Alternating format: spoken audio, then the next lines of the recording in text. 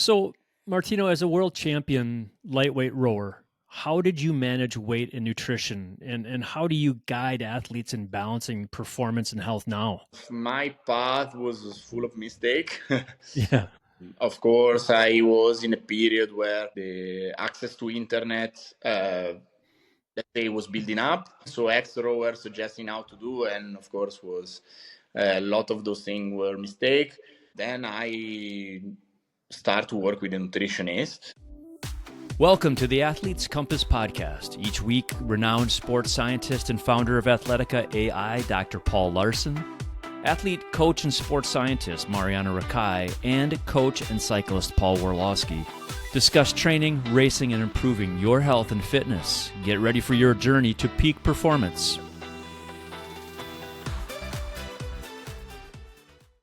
Hello and welcome to the Athlete's Compass podcast, where we navigate training, fitness, and health for everyday athletes. Today, we're diving into the world of rowing, endurance sports, and cutting-edge training technology with none other than Martino Goretti, an Olympic rower, world champion, elite coach, and investor in Athletica, our groundbreaking training platform that's now revolutionizing how rowers, cyclists, runners, and triathletes prepare for their seasons. So here's the big question. What happens when an Olympic level athlete takes everything he's learned on the water, on rowing, combines it with cutting edge data analytics, and applies it to not just rowing, but to endurance sports like Ironman? And how can what Martino has learned transform how everyday athletes like you and us train and compete? We are here to find out. Martino, welcome to the Athlete's Compass podcast. Thank you. Hi, everybody, and good evening from Zurich. So you are back in Switzerland? Yes, I have to say it. Unfortunately, I'm back on Switzerland because was enjoying my time in Australia. Now Where I it can was work back to the routine. It's nice to be here, but I think holiday is holiday. absolutely. So Martino, what initially drew you into rowing and what kept you motivated as a young athlete? It's funny to say, but I think because I was immediately good at it. Mm. Uh, yeah, okay. There is a background story about it. So my father has been a master rower for a lot of years. So since I was kid, I have been like flashed by rowing here, rowing there, and so I think that when I started, I was already um, able to do everything. So for me, it was super easy. Yeah, and of course, I got immediately a few good results. Um, yeah, and that give me okay. I can do this. I want more. I want more. I want more, and then the rest is history. So you've achieved world championships in multiple rowing categories. What key habits or mindsets contributed to your success? Um, I think that my biggest key of success was my hard head. Yeah. I think that nobody has ever say to me, "You cannot do it," without me proving wrong. So I think that perseverance, hard head, working mentality, and that's it. I mean, also when people were saying, "Oh, it's impossible," I was thinking, "Okay, I just try it," and okay, sometimes I failed, but most of the time it went good. So talk to us about those times that you wanted to do something and you failed. What kept you, I did one of the biggest change in my career was after London Olympic, and I paired up with a friend of mine, Elia Luini. He was like an amazing athlete, like really Olympic medal in Sydney, in Athens. Sorry, one of the best physiological talent that I have ever seen in my life. A little bit lazy though, but yeah, usually those type of athletes they are a little bit lazy. And we were having a project. We were willing to do the double in the Olympic Games coming to Rio. We start this double, fantastic physiological from him. I was like super endurance, so we were like a perfect match, power and endurance. But at the end, you know, in rowing, something didn't click. So the thing that I explained, contact with the water, feeling, something didn't went good. So that project failed. That winter, I have had like a huge problem with my intestines, so got to the hospital, been like 2-3 months in the hospital, so that project completely fell apart. But but there is a but. I was in the hospital, and I was about 60 kilo. The problem was big. I don't tell you all the story, but I got down to 60 kilo. Now I'm 80 kilo, but my race weight is 70 kilo. I got down to 60 kilo. I got a big surgery at the intestine. Out of the surgery, as soon as I was a little bit better, a couple of days, I call him and I say, Elia, listen, it cannot finish like this. We need to go to the World Championship. Of course, the double was already selected. There was still selection for a pair, so the sweeping boats. So in rowing, there is a double, 2 horse, and a pair, 1 horse only. And I say to him, I want to come back, and we have to do it. And he told me, yeah, but we have 1 month to the selection. And I say, don't worry, gonna be ready. The doctor came in, and I say, how long is gonna take to be ready for rowing? And he looked at me and say, what? Like 8, 9, 1 year? Don't think about it. And I say, okay. 2 weeks after, I was already training full way with still the stitches on my abs. Went to the World Championship with Elia. We got second. Wow. Yeah. Yes. So never give up. Yeah, I was really never give up. Thanks God, my body is able to handle my head. Yeah. So how have you taken that mental strength and maybe stubbornness into your everyday like coaching and being an athlete today? I have to say that I have had to take him down. Because of course, at the beginning, young coach, fresh from the athlete's career, I was coming here, come on, you can do whatever you think, and I haven't trained, just do the race, doesn't matter. And then slowly you realize that not everybody is made like you, and there is the injury, and people needs planning, progress, small step. Uh, I'm happy when I meet someone like me that says, "Oh, let's do it." But of course, now I have a little bit more experience, and I try first to understand what type of person I have in front of me. So I have to say, I try to push that part down. Is good when in certain occasion. So sometimes I show to my athlete that, oh, there is a race to do. Oh, let's do it, even if I'm not trained. But well, I think that is a part that is more important when you are an athlete, and you have to watch out when to use it when you are a coach. Mm-hmm. So what do you think the biggest differences are? You know, you're coaching rowers, but you're also coaching Ironman athletes. What do you think the biggest difference is between rowing and endurance? I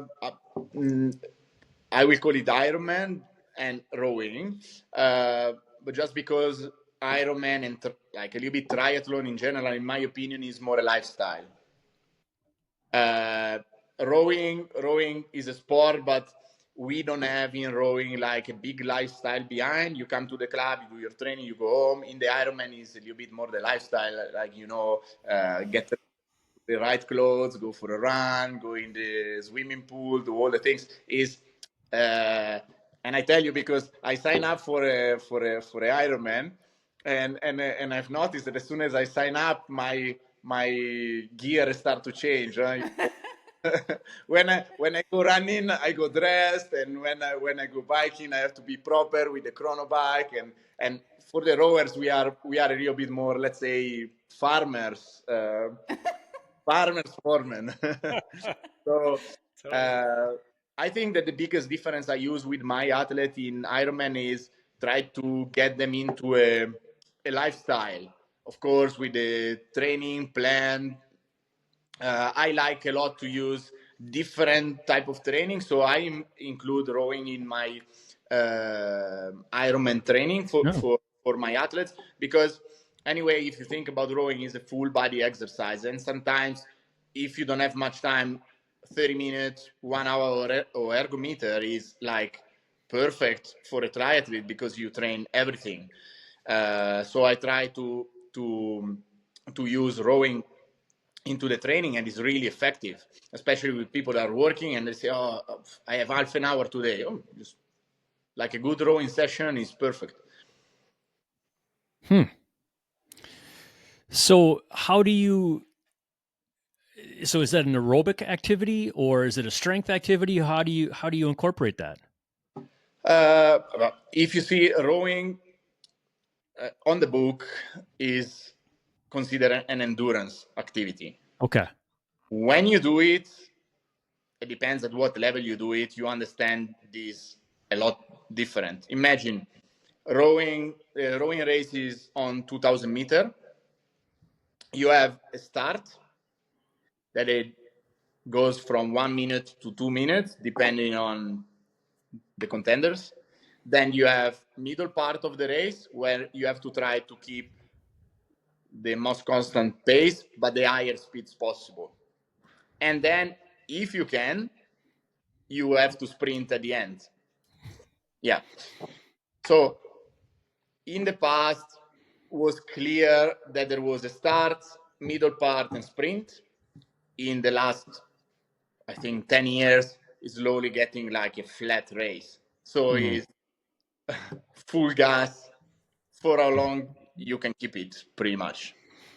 So the clear difference between the endurance of an Ironman or a triathlon, but even a sprint triathlon, is we have a 6 minute full out where you are pretty much eating lactate. Yep. So our preparation goes from the endurance part. Of course, most of the preparation is aerobic because you cannot push yourself full out every day. Then we have strength. We are working on the strength. We are working on the threshold. We are working on the max power. We are working on the lactate tolerance. We are working on VO2 max. Is like, I don't know, I have been into a lot of sports, and training in rowing is the most complete training you can do. Then maybe the evaluation that we have to do after is how much science there is into rowing. So how much we are precise at the moment with the rowing programs. But so far in the history, I think that 80% of our training is aerobic, and then we divide the rest in the other part. So Martino, how do you? You're obviously an Athletica investor, an Athletica user. Talk to us about the Athletica training program for rowing that you use, and how it meets those, what you just described in terms of the boundaries of these key aspects that the rowing athletes need. Yeah. So of course my path into Athletica started with high intensity interval training. So reading the book that you wrote, and of course following the New Zealand, the Kiwi pair. So one of the most famous rowing duo of all time.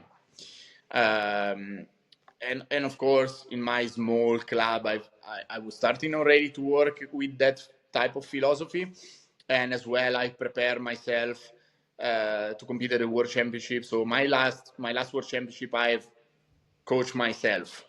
So I was the coach of myself. Okay, I was supported by my father as external coach, but I was pretty much writing down the program with him.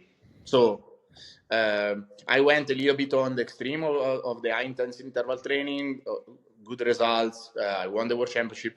But anyhow, coming back to Athletica, then I start to see that with my imagination, so with my willingness to experiment all the things, I was going maybe a little bit too random in the training planning.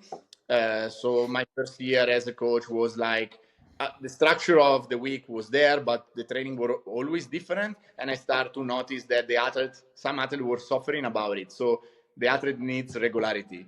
And for me, it's fantastic because Athletica as the base that I want. So the basic training that I want are there, but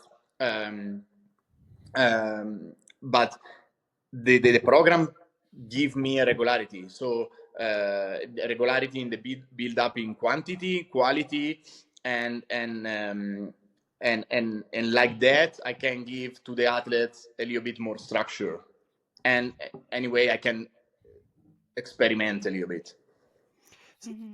So how do you use it as a coach? Like, what do you kind of find, Athletica is good for, but what do you feel that you really need to do as a coach working alongside of it to optimize for the athlete? Of course, we have before every training or now and then we have a talk with the athlete. So when a coach has the program, anyway, you need to see how the athlete react during the training.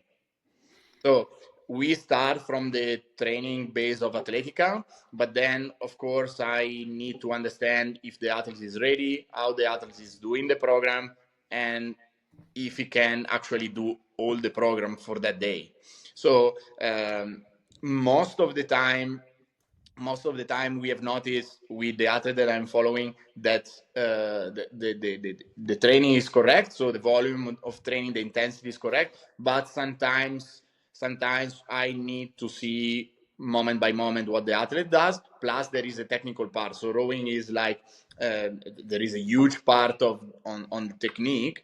So I need to see how the training is done also technical wise, because there is a huge difference between doing, I don't know, the 30-second at race speed with a bad technique or with a good technique. In terms of effort as well of the athlete, because if the athlete rows bad in a very uneconomic way, the fatigue that he accumulates is higher than if he rows properly. So the coach needs to control all these things. So obviously Perfect. you have seen, as an athlete but also a coach, you've seen so many high class athlete on the boat rowing, so you have like a fine-tuned eye for the technique. Do you spend a lot of time with your athletes on water? You like observing them all the time, or do you like coach online too, or? No. So most of the athletes that I'm coaching, I see them every day. I have a few athletes that they train abroad. So I'm mentoring some athletes from Korea and some athletes for the Italian national team. But the point is, so my philosophy is, when you are with me, we work on the technique. When you are far, the interpretation can be not correct when you see a video. So I give suggestion. When you are with me, we work more precisely on what has to be done. I mean, the video is good, can give you an hint, can give you an help, but I like always to see the athletes on the water for more. So usually the people that work with me, I organize camp where they can come, stay a week or 2 weeks or 3 days, depends, and there we can work a lot more on the rowing technique. Yes. Mm-hmm.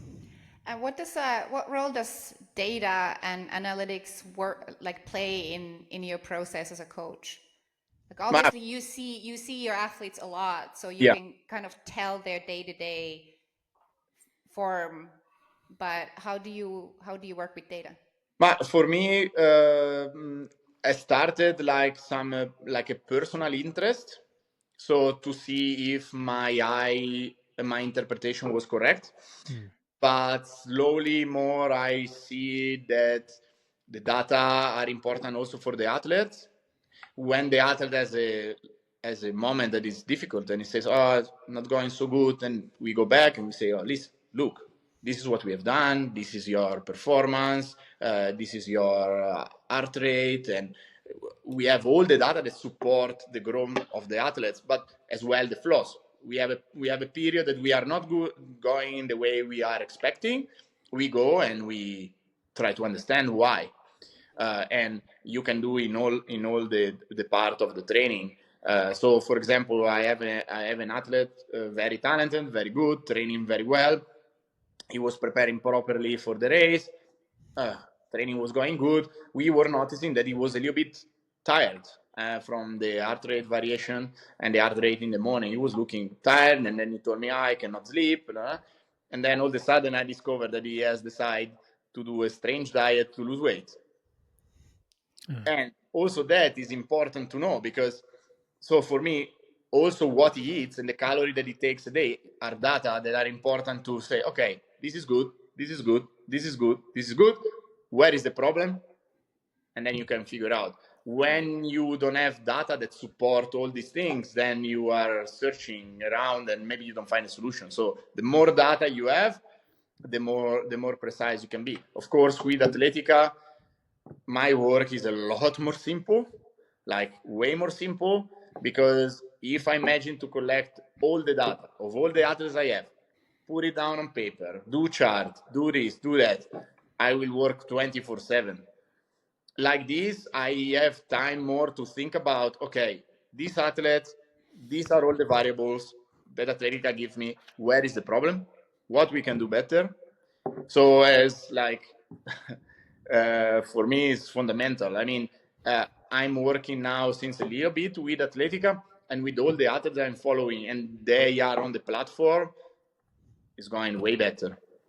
Yeah, awesome. Would you say rowers or triathletes more data geeks?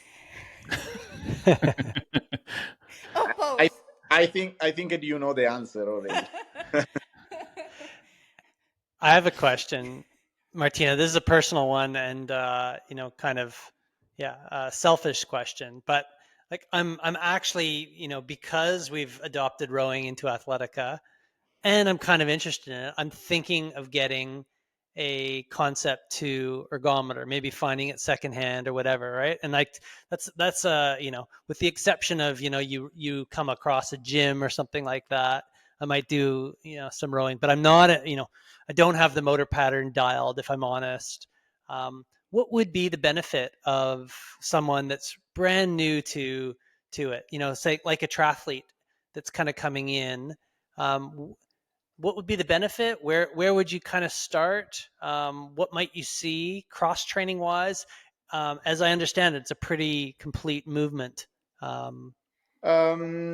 So if I have to think about my experience as a Ironman athlete, because I've done a few Ironman, I think that working on a threshold on the ergometers will be very helpful for triathletes, because it's a complete body exercise. And so if I compare working on a threshold on the bike and working on a threshold on the ergometer, mentally wise on the ergometer is way tougher.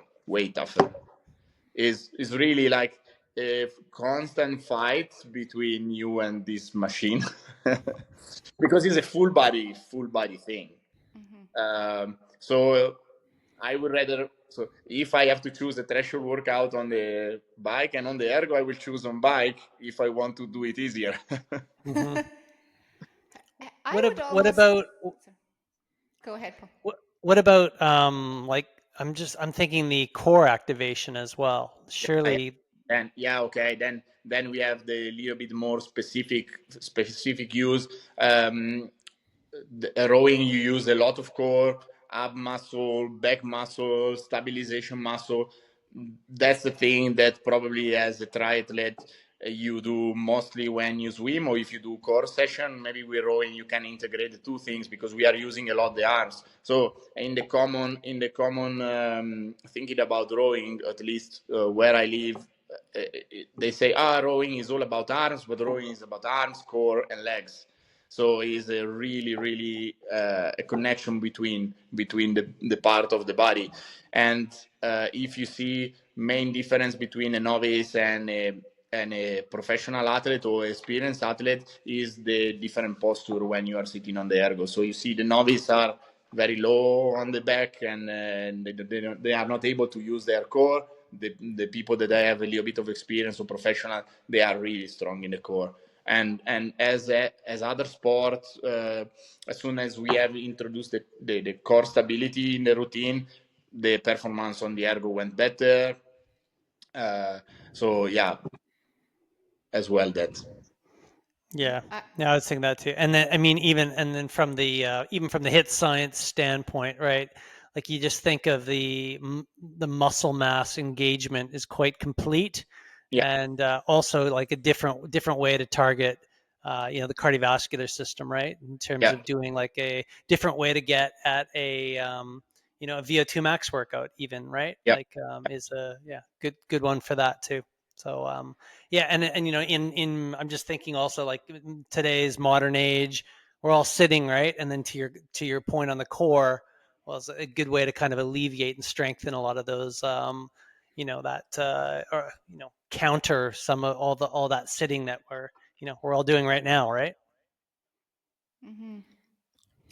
I was gonna go back to the threshold session on the rower. Like if you're thinking of biomechanics, you're using arms, you're using core, upper body, legs. So you're engaging more muscle. You need to pump more blood. Your heart rate will go up. So it's like almost like cross country skiing, right? It's a full body workout. So if you do any intensity, you're engaging more muscles, more cardiovascular system to produce the work. So super. I'm also on the I'm gonna get into the rowing boat. preparing an Ironman, doing rowing. Yeah, or I when I go to the local gym here, I do rowing, like 20 minutes rowing. It's hard for me because I'm preparing for a cross country skiing with rowing. You can imagine that when you do a preparation. So as I have done, you do a preparation for the Olympic Games in rowing, and then you go for an Ironman. You think, okay, I can do that. Totally. Easy. You're not using you're on a bike. You're not using your back, right? Yeah. If you guys remember the podcast that I did with Martino on Training Science podcast, that Martino, I think you commented that you thought Ironman was kind of a walk in the park. It was pretty easy for you relative to the past. So relative to some training that we have done in the past, it was. So Martino, for athletes using the Athletica rowing platform, what advice would you give them to make the most out of it? So what I like to suggest, as rowing is like, it's not like triathlon that you have three disciplines. Rowing is rowing. It's only rowing. I like to give to my athletes, for example, the aerobic session. I give them alternative. So I will suggest to use at the beginning the rowing with the intensity training. So the intense training. For example, we have the 30-second or the 7 minutes or the resistance training. Those are very good training, and I will at the beginning rather do the aerobic as usual with running, cycling, and whatever, because that's my opinion. The rowing aerobic session are a little bit boring maybe. So always I suggest when someone start and maybe get a little bit first the rhythm in like the short session, and maybe just some technical session to get the movement done. But I think that you can have a lot of fun with this short and intense session before, and then get after with more volume on the ergo machine or on the boat. I suggest as well to start maybe on the like a sprinting program at the beginning to see if you like it, and then maybe go to the more specific program for the Olympic distance. Oh.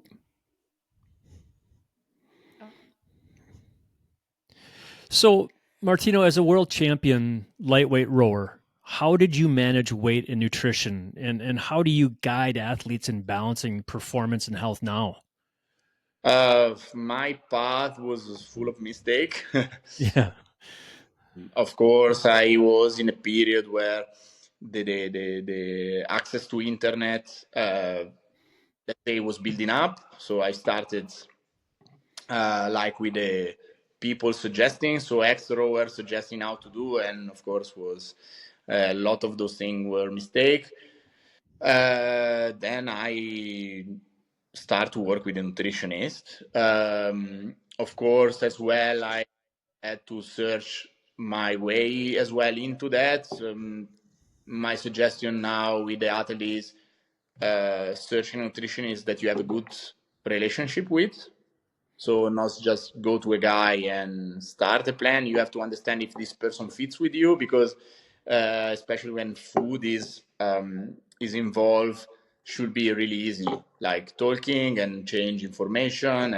And the second thing I say to my athlete is, don't see that as weight management like a problem, because sometimes it's a taboo, like the weight management, but see as a part of the training. So really try to divide it. Why I'm doing that for performance has to be exactly as training. So when you don't feel like to do training anymore, you don't do it. If you have a goal, you go for the training, you go for the weight management, and then you go. This is the sport part. Nowadays, I see, especially with young people and with youngers, is a difficult topic. But of course, we have to divide between people that are doing it for fun and people that are doing it because they are professional. So, but the suggestion is always, don't do it yourself. Ask to the professional.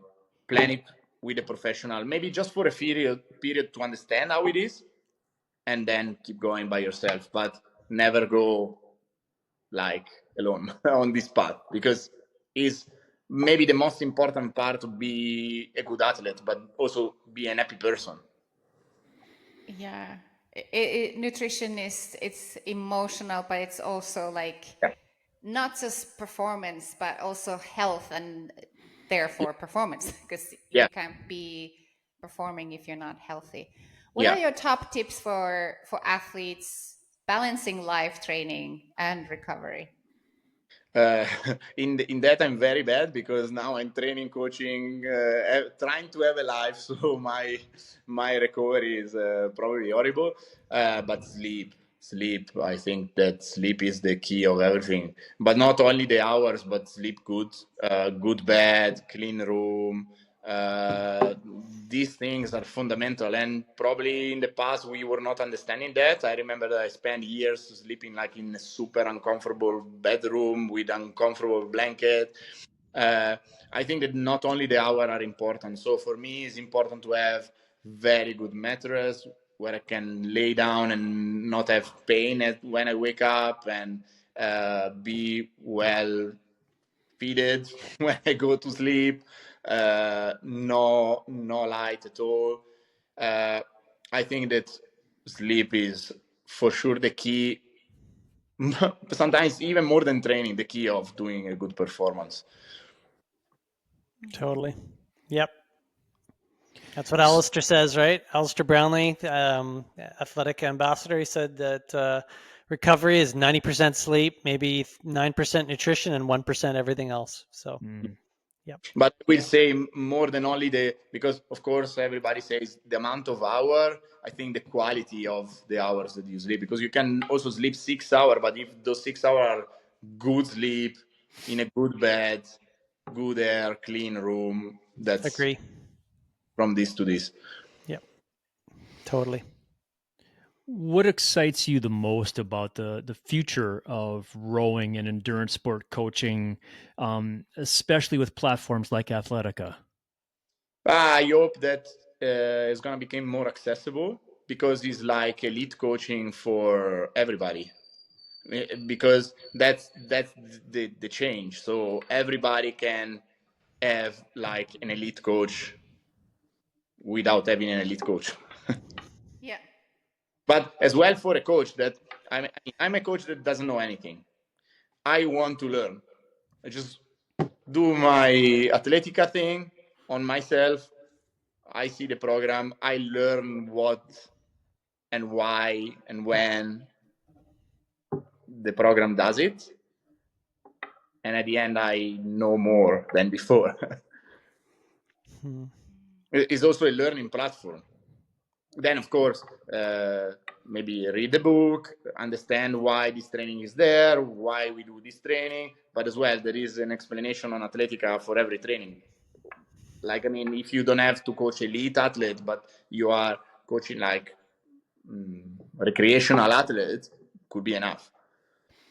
So, Martino, what's a lesson that you've taken from your competitive career, maybe the continuing competitive career, that you carry with you daily as a coach?